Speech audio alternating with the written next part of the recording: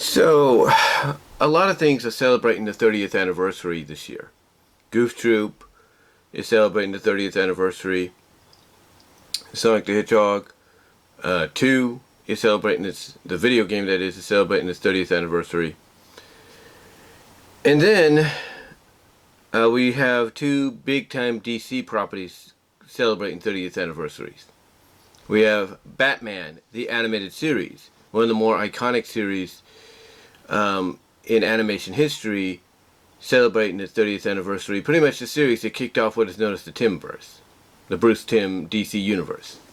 You know, where the spin-offs of Batman and Robin, the new adventures of Batman and Robin, Superman, Zeta Project, Static Shock, Justice League Unlimited, and some of the very spin-off movies throughout, like the Batman Superman movie, World's Finest, and even some that have been afterwards in recent years, like versus the Fatal Five, have all sprung from, have all, I guess you could say, stemmed from. They've all sprung and stemmed from. It's celebrating its 30th anniversary. But there's something else that's also celebrating its 30th anniversary, and I was kind of taken aback by this because I knew it happened in the 90s, just early 90s. I just couldn't remember when. And what's celebrating its 30th anniversary is, believe it or not, the death of Superman. That's right. I actually have the original package. Now, here's the thing. I don't have all the contents in there. No. I don't have all the contents of of what was originally in here, if you will. I do not have all that. I have most of it, but not all of it. And this was a story. I'm trying to make sure I get the year right. Here. But this is a story that started this year and ended in October of 1993. Basically, it started in December of 1992, 30 years ago, 30 years this December, but ended, I should say, in October of 1993. I'm trying to read off what Wikipedia has here, and I do apologize.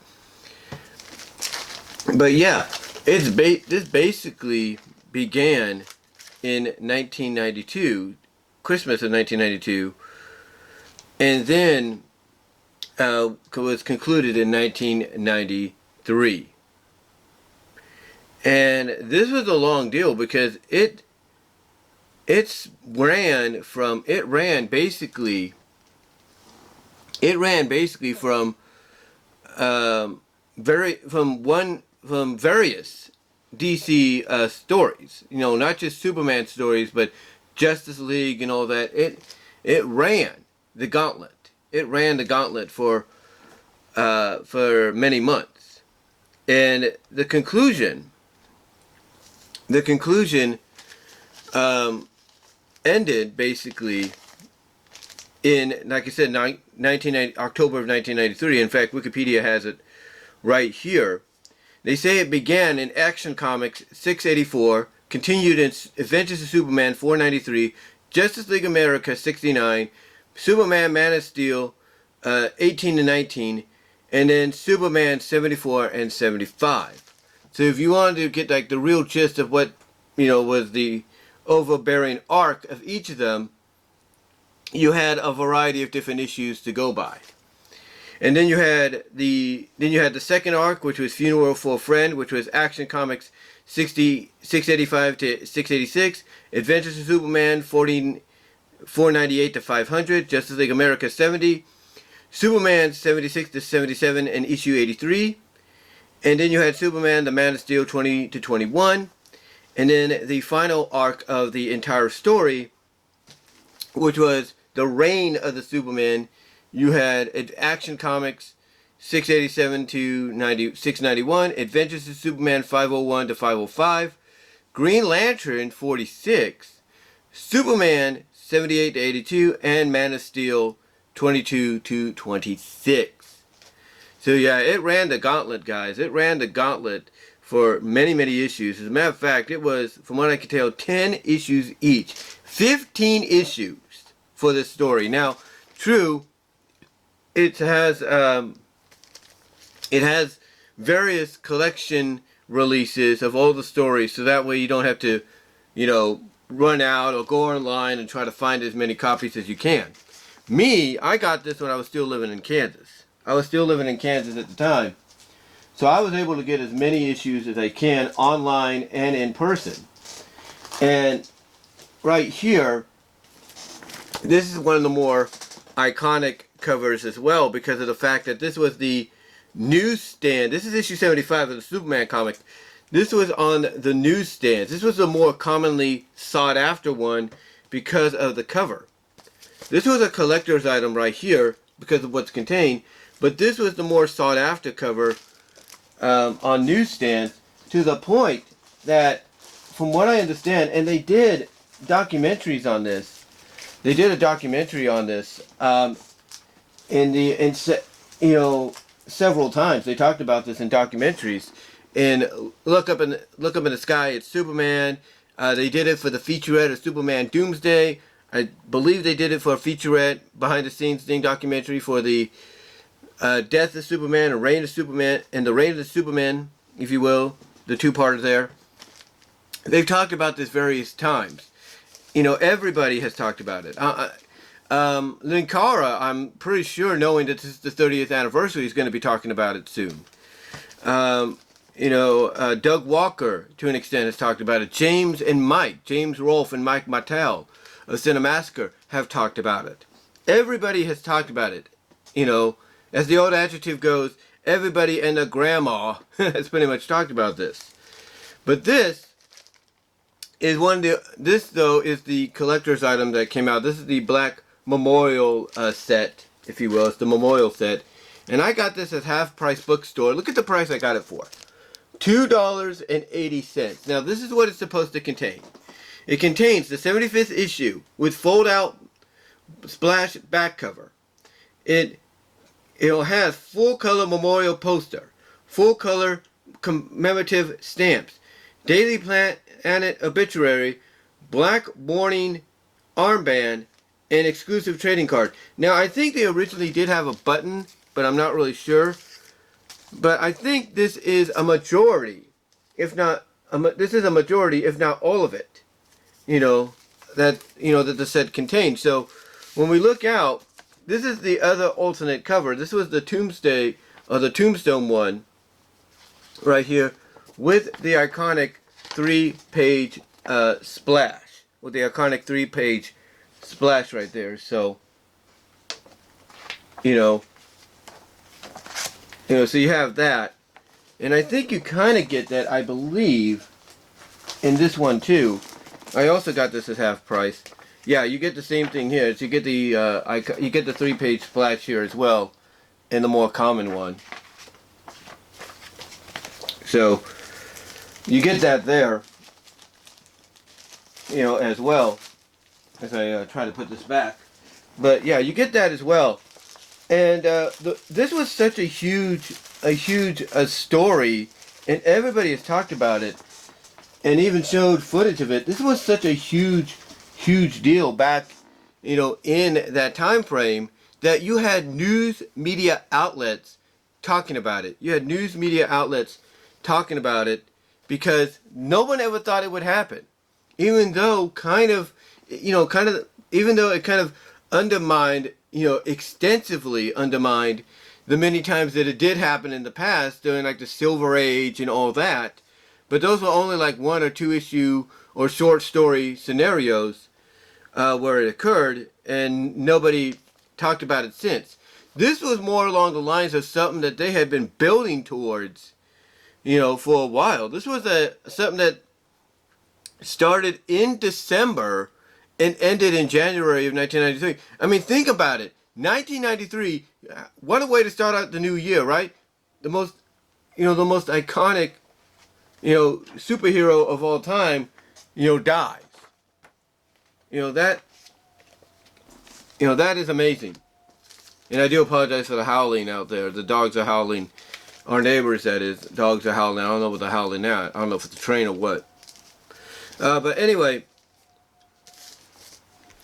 basically, it was one of the more talked about events of that year, because I don't even think even those at the news media thought this would happen, because everybody at that time, and even still now, grew up with Superman. They grew up with Superman, looked at him as the most iconic hero of all. Now, here's the poster that they're talking about. This is the poster. Look how big this thing is. That is iconic. That is a poster right there. Look at that. That is big right there. Look at that. Look at the size of that thing. So, and that's something that if you wanted to hang it up, you have to frame. You have to literally frame, if you will, to hang it up. You have to literally frame that to hang it up. And then we have the stickers that they talk about, or the stamps, if you will, the stamps that they talk about right there. Look at that. Look at the stamps that they talk about right there. And then we have the trading card, so it is all the items. I always want to make sure, because I always thought there was a button. I think that was only in the stories that follow, but yeah, there's the trading card. And then here is the armband. This is the armband that apparently is the only thing that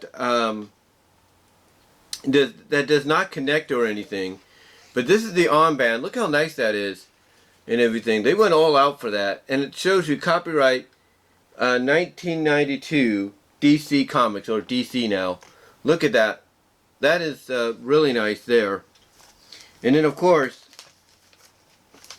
you have the obituary page right there from the Daily Planet.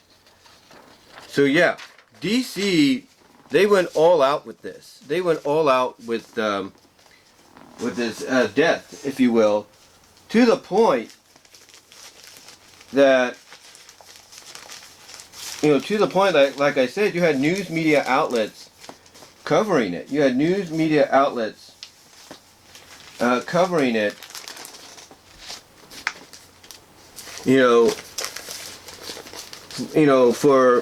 for days, I'm assuming.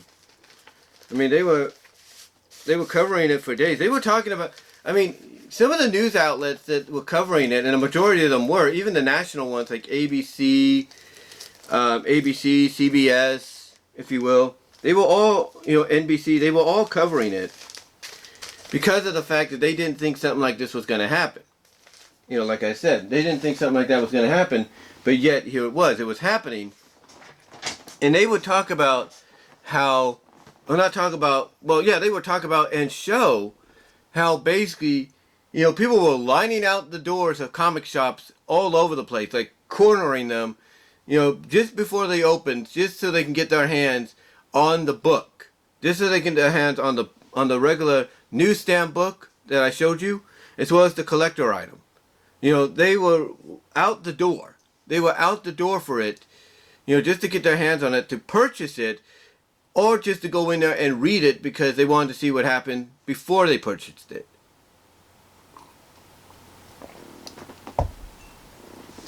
But yeah, it was a big deal. And of course, like I said, it's been adapted several times throughout its history. This, as a matter of fact, is the first one. Now, I do have the DVD cover with the lithium cover on it, with the lithium thing on the front. Where it goes from Superman to the bloody symbol and all that of his logo. Just like that. But this was the Blu-ray that they released of it.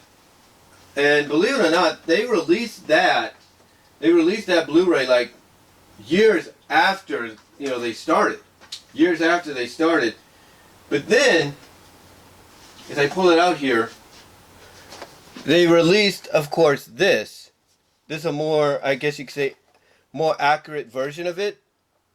And what they did with this one, though, is they kept it in the New 52 universe that they were adapting.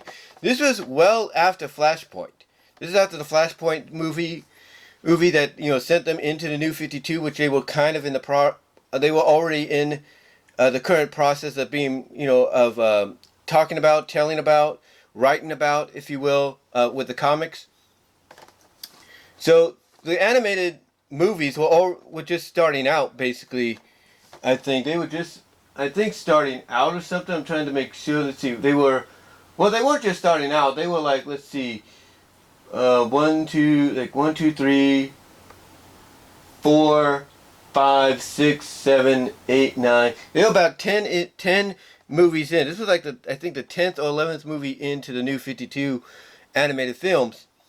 But they basically worked it into where, you know, to where when you would see the movie and you see the adaptation of it done here, it's basically like a what if, you know, kind of scenario of what if the death of Superman happened in New 52 and not, you know, pre-New 52, if you will. So they did that. But then of course, because they had to fully, you know, adapt it, they gave us a second part about a couple months later, which was the reign of the Superman. And again, you know, it takes place in the New 52.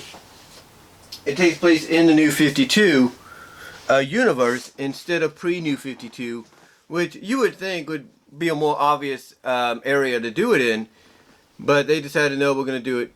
You know, we're going to do it this way to kind of give us an idea of what it would be like if it happened here. Now, like I said, they've done various other adaptations as well. They've done one for Lois and Clark. They've done one for Justice League or Justice League Unlimited. You know, they've done it all. You know, they've done it all to an extent. But and believe it or not, they did do it with Batman v Superman. Yeah, they basically combined Batman v Superman, Dark Knight, and Superman Doomsday Arc into one movie. That's why that gets shitted on. Excuse my language, God. That's why it gets shitted on a lot by folks, because it's like, you know, you didn't have to overdo it and everything, but yet here we were. We had the Dark Knight Rises, or the Dark Knight, the Dark Knight Returns storyline they did, combining elements of that with elements of Death of Superman. And like I said, a lot of people felt that was just overdoing it. And that's what caused it to be the shit show, even though there were a lot of people that liked it, you know, that it was. So, yeah, they've done it a lot. They've done it a lot. And the fact that according to Wikipedia here,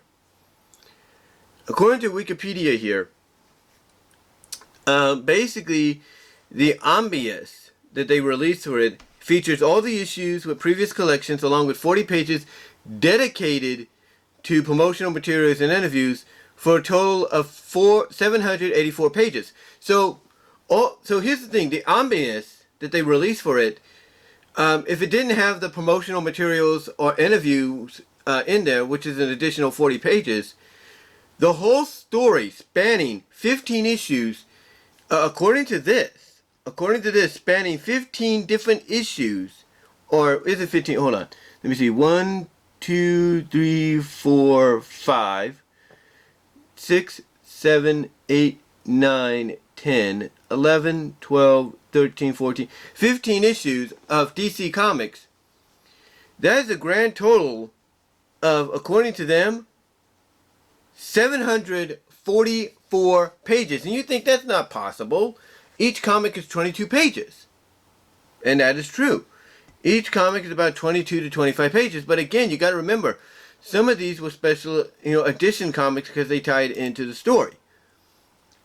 So let's take a look at that. Let's calculate that real quickly, and to make sure we know what we're doing.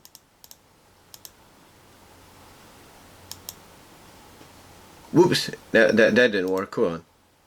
It's 330 pages. We'll put it that way. But if we add in, hold on there. If we add in 25, because sometimes they did expand it, it's 375. So you're looking basically at I would say on average, just the regular releases, you're looking at an average of 330 to 370 pages of story. The omnibus, of course, adding more to that, if you will, because it's smaller and it has to contain a lot more. That's, more pages, double the length, if you will. It shows you how much this story meant to them, or how important this story was. The point that I'm getting at is, it's hard to. The point I'm getting at is when you look back, when you look back at the story arc that they did 30 years ago, it's hard to believe that it's still something that nobody could really process in their minds. That they can't process in their minds that it was done. They actually did it. They killed off Superman. They couldn't believe it. Nobody could believe it, if you will. Nobody could believe it.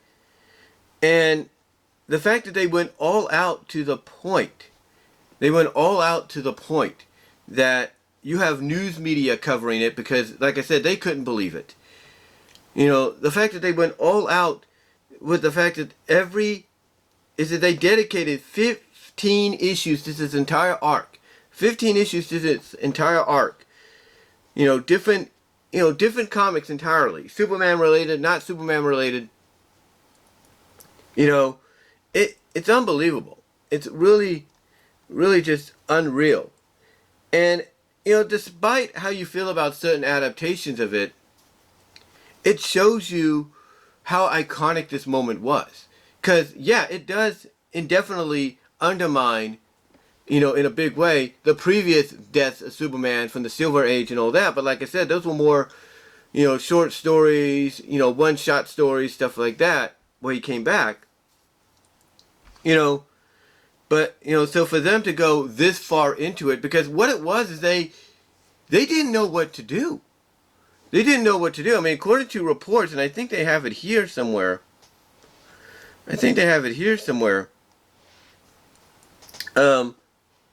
Basically, there was a conflict. I spoke of Adventures of Lois and Clark. Here we go.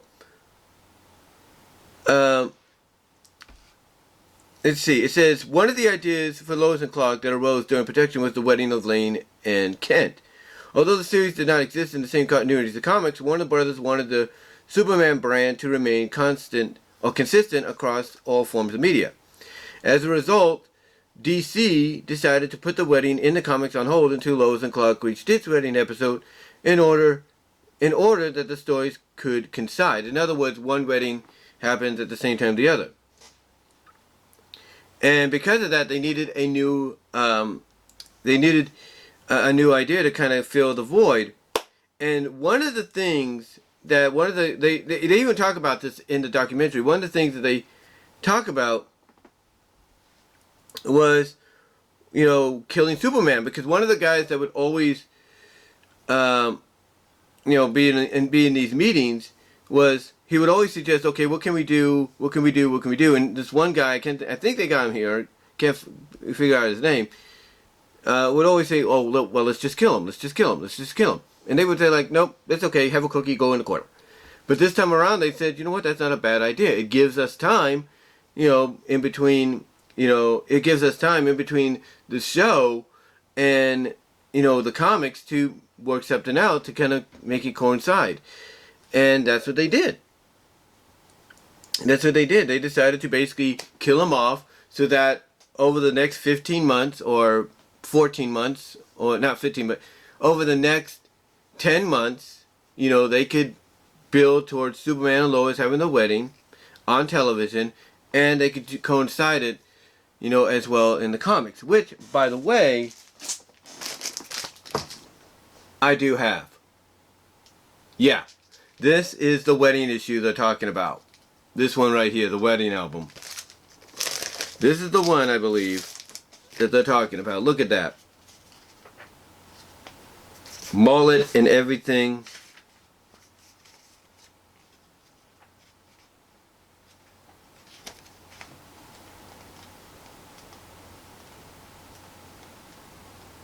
Yep, 1996.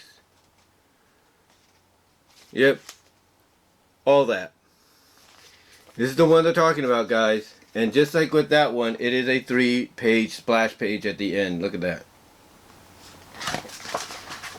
And it's hardcover to be like a real album. And very iconic to basically this almost, but a complete opposite. So, yeah, it had its own arc too. It had its own arc too. And what's crazy about this one is I didn't get this from half price. I got it from Mile High Comics. But yeah, that was basically the deal. They needed something to coincide with what was going on, so they figured, what can we do? Oh, and it was Jerry Oldaway that suggested it, and they're like, well, what can we do in between this to try to, buy time before they get to the wedding story? And well, the rest is history, if you catch my drift. Basically the death of Superman, his return and all that kind of coincided perfectly with that. Perfectly with that. So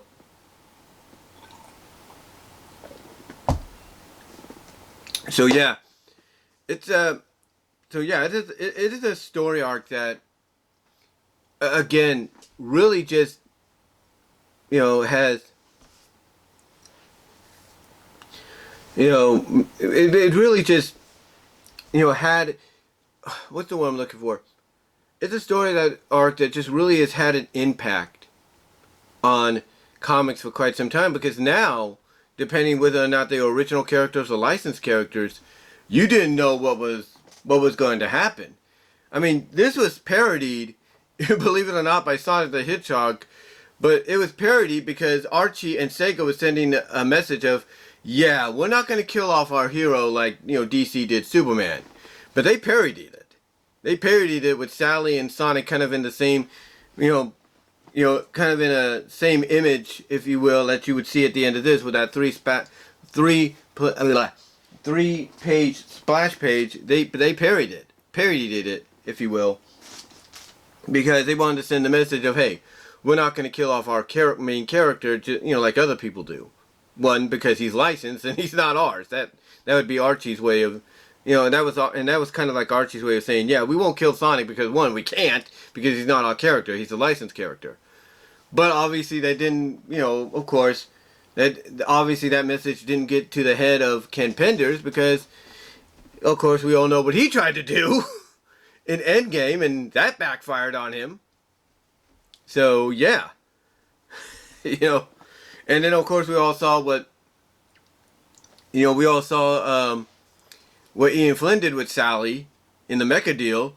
And yeah, even though that lasted a long time with the idea she was going to be restored, that didn't go over well.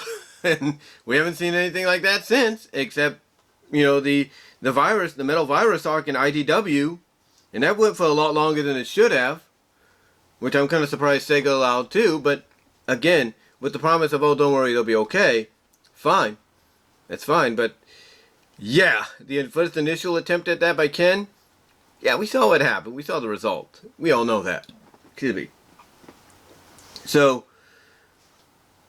yeah, but yeah, you can tell the impact that it has when you have other companies with their own original characters or licensed characters parodying this event, parodying this event in a serious way or a jokingly way by saying, yeah, we killed a character, but then turn the page and the character's winking saying, don't worry, I'm okay, it's just a one-shot fantasy deal.